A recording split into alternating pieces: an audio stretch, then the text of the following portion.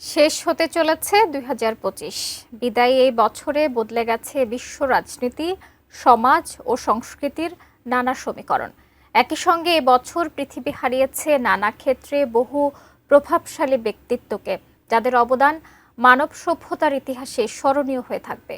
সেসব নক্ষত্রের বিদায় ও তাদের রেখে যাওয়া অবদান নিয়ে বিস্তারিত জানাচ্ছেন আরিফ হাসান। শেষের পথে ২০২৫। সময়ের ক্যালেন্ডারে আরেকটি বছর যুক্ত হতে যাচ্ছে অতীতের খাতায়। কিন্তু এই বছরটি শুধু দিন তারিখ বদলের গল্প নয়। এবছর বিশ্ব হারিয়েছে মানব সভ্যতার নানা ক্ষেত্রে আলো জ্বালিয়ে রাখা বহু নক্ষত্রকে। ধর্ম, রাজনীতি, বিজ্ঞান, সাহিত্য, চলচ্চিত্র, সঙ্গীত, ক্রীড়া, সাংবাদিকতা ও ব্যবসা বাণিজ্য, প্রতিটি ক্ষেত্রেই ২০২৫ রেখে যাচ্ছে গভীর শূন্যতা। যাদের চিন্তা, কাজ ও অবদান বিশ্বকে পথ দেখিয়েছে, তারা অনেকেই এবছর শেষ নিঃশ্বাস ত্যাগ করেছেন। ২০২৫ সালে মারা যান ক্যাথলিক চার্চের প্রধান পোপ ফ্রান্সিস।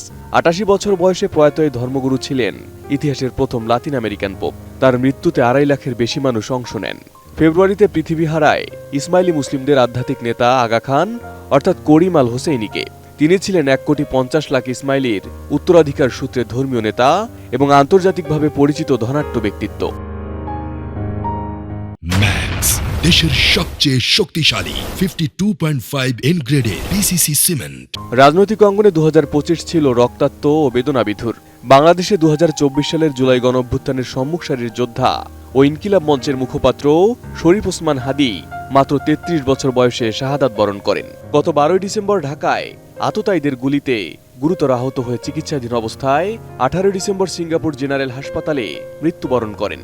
হাদির কণ্ঠে প্রতিধ্বনিত হতো বিপ্লব, ন্যায় ও ইনসাফের ডাক। মুসলিম উম্মার পক্ষে বজ্রকণ্ঠ উচ্চারণ। ছিলেন ফেসিবাদ ও ভারতীয় আধিপত্যবাদের বিরুদ্ধে অকুতোভয় এক কণ্ঠস্বর।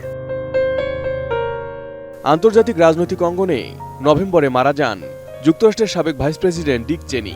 জানুয়ারিতে মৃত্যু হয় ফ্রান্সের কট্টর ডানপন্থী নেতা জও-মেরি ল পেনের। একই বছরে পৃথিবী হারায় নাইজেরিয়ার সাবেক প্রেসিডেন্ট মুহাম্মাদু বুহারি, উরুগুয়ের সাবেক প্রেসিডেন্ট হোসে মুজিকা এবং জাপানের সাবেক প্রধানমন্ত্রী তোমিসি মুরামাকেও। বিজ্ঞান ও পরিবেশ আন্দোলনে অপূরণীয় ক্ষতি হয় প্রাইমেট গবেষক ও পরিবেশ আন্দোলনের প্রতীক জেন গুডলের মৃত্যুতে।